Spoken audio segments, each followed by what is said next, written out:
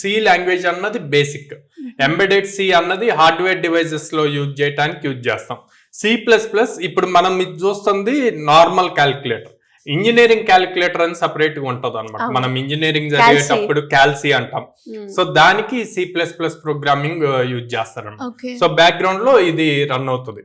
ఇదేం చేస్తుంది, మీరు ఎప్పుడైతే ఇట్లాగా 2 నెంబర్స్ సెలెక్ట్ చేసి దానికి ఆపరేషన్ కింద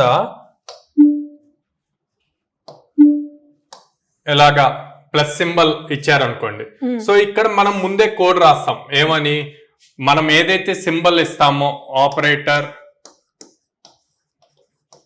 ఈక్వల్ టు ప్లస్ అంటే అప్పుడు ఈ 2 నెంబర్స్ ని యాడ్ చేయమని ఇస్తాం.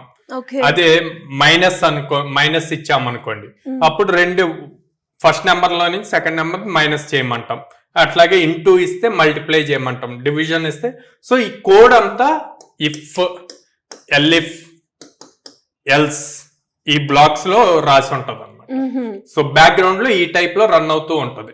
సో ఇలాగ లాజిక్స్ రాయటం గనక వస్తే ప్రతిదీ ఈజీగా అర్థమవుతుంది.